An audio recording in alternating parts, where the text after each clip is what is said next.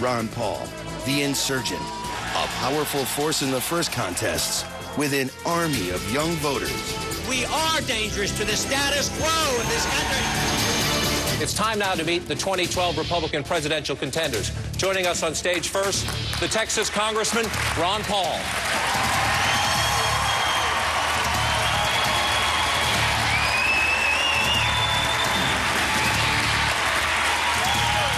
Thank you very much. It's great to be here tonight. I'm a congressman from Texas. I've been elected for 12 times, and also I practiced OBGYN for a 30-year period. I've also served 5 years in the military, and I'm the only U.S. veteran on this stage tonight.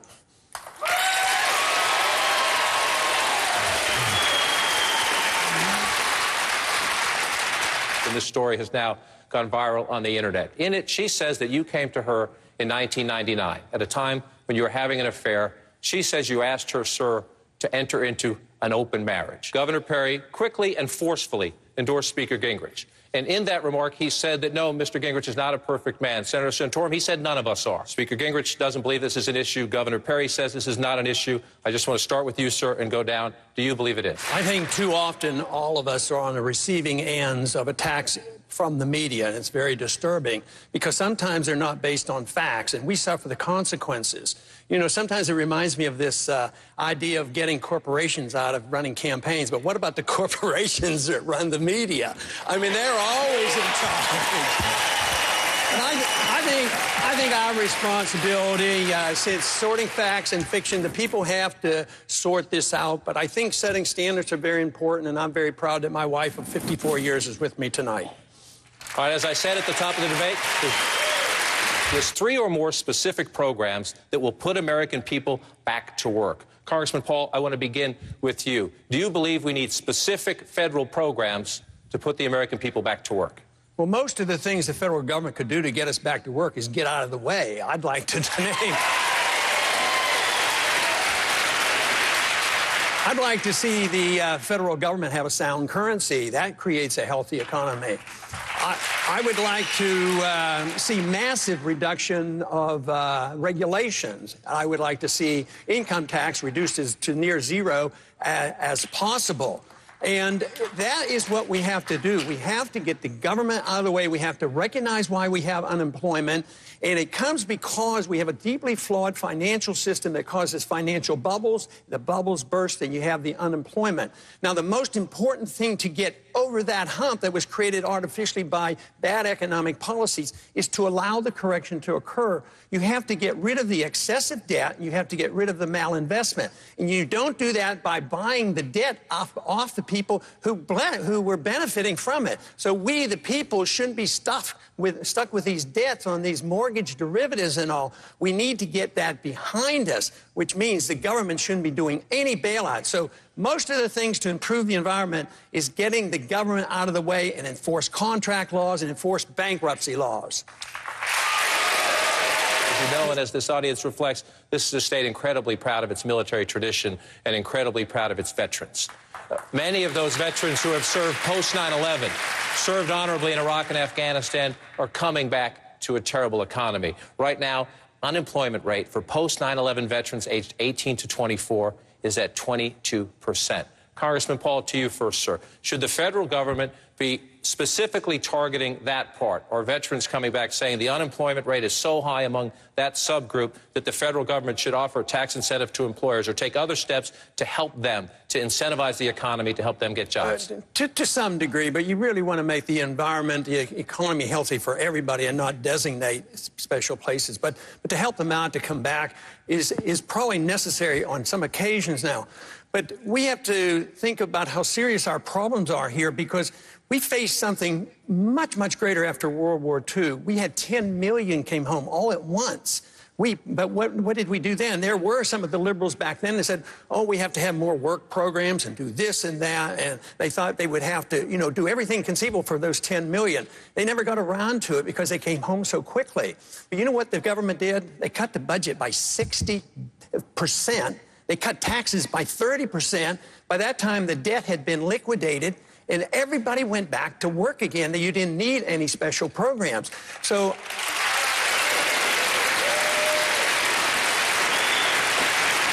One thing, talking about concern about the military and the veterans, I'm very proud that, you know, I get twice as many donations from the active military people than all the rest put together. So I'm very concerned about them.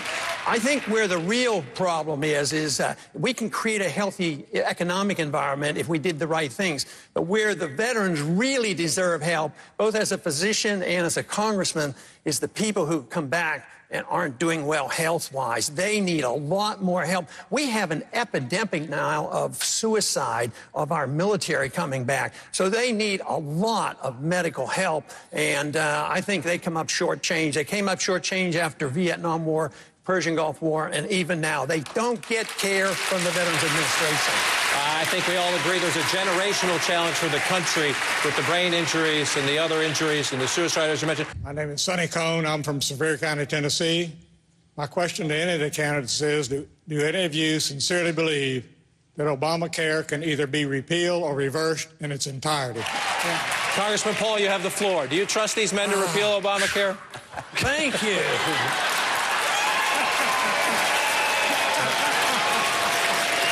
I thought maybe you were prejudiced against doctors and a doctor that practiced medicine in the military or something. No, I want to address the question. The gentleman asked whether he thinks we can repeal Obamacare. Theoretically, we can. The likelihood isn't all that good. We can diminish some of the effect, but I'm more concerned about a bigger picture of what's happening, and that is government involvement in medicine. I had the privilege of practicing medicine in the early 60s before we had any government. It worked rather well, and there was nobody out in the street suffering with no medical care. But Medicare and Medicaid came in, and it just expanded. But even when we had the chance to cut back on it, when we had a Republican Congress and a Republican president, we gave him prescription drug programs. Senator Santorum supported it. You know, that's expanding the government. So it's endless, and most of them are bankrupt. Prescription drugs, they're not going to be financed. Medicare is not financeable. Medicaid's in trouble. But nobody talks about where the money's going to come from.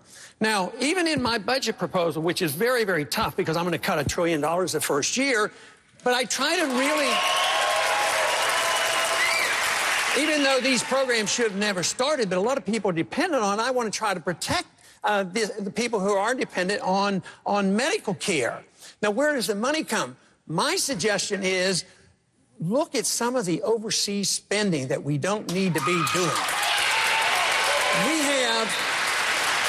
We have troops in Korea since the Korean War, in Japan since World War II, in Germany since World War II. Those are subsidies to these countries. And we keep fighting these wars that don't need to be fought. They're undeclared. They never end. Newt pointed out, you know, World War II was won in less than 4 years. Afghanistan, we're there for 10 years. Nobody says, where's the money come? We could work our way out of here and take care of these people with these medical needs, but we can't do it with the current philosophy of the government taking care of everybody forever on medical care, cradle to grave, and being the policeman of the world. We will get rid of all this government program. Unfortunately, because we're going bankrupt and you're going to have runaway inflation and our checks are going to bounce, and that's going to be a lot worse problem than we're facing tonight. All right. When will you release your tax return specifically? Congressman Paul, I want to start with you. We reached out to your campaign this week, and they said you would not release your tax returns. Why? Well, I hadn't thought it through. I don't have an intention of doing it, but for a different reason. I'd probably be embarrassed to put my financial statement up against their income, and I don't want to be embarrassed because I don't have a greater income. Now, I mean, it may come to that, but right now I have no intention of doing that. I think with our financial statements, congressional financial statements, I think you know more about me than I know about myself. That's how my wife found out so much about what we were doing, you know, from my financial statement. Now, I don't think people need that because nobody's challenging me because I have no conflict of interest and I don't even talk to lobbyists and I don't take that kind of money. So there's no conflict. Congressman Paul, how do you revive Made in America? You have to create the right conditions to bring these companies back, and they have to bring their capital back and shouldn't be taxed.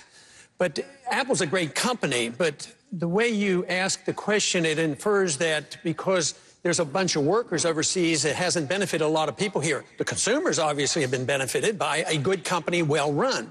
But obviously there's a lot of employees with Apple in this country as well. I don't think that's the number that you have to be concerned about. A lot of people worry about us buying and money going overseas. But if you send money to China, let's say they're paying wages over there and we send dollars over there, well, they don't put the dollars in a shoebox. They have to spend those dollars. Unfortunately, they're buying our debt and perpetuating our consumerism here and our debt here. But immediately there's a benefit to us because those dollars come back. But also, when you get products, if they're buying products cheaper over there, let's say the computer cost $100 instead of $1,000. Well, the person's just saved $900. That helps the economy. That $900 stays in that person's pocket. So whether it's shoes or a computer, so we shouldn't be frightened about trade or sending money on, but we have to look at the reason why they're doing this. I mean, even the car companies, there's obviously a problem with car companies here. They're in bigger trouble, and we had to bail them out.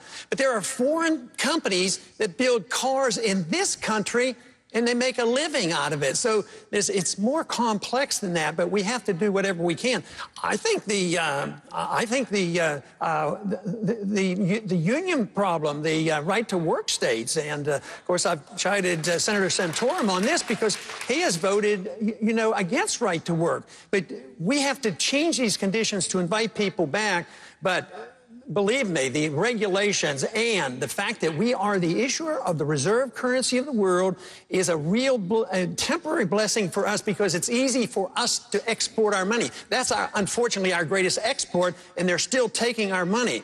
Soon, though, they're going to quit, and this whole ball game is going to end, and we better get prepared for it. He mentioned you, Senator Santorum. Go ahead, quickly.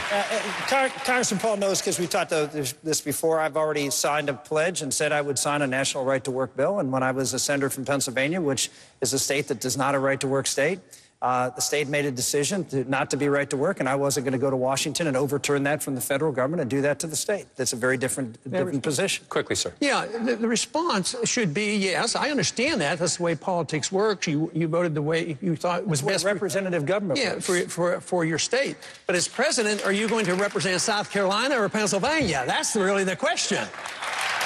Well, maybe you didn't hear what I said. I said I would support a national right-to-work law and sign it into law and would support it and advocate for one.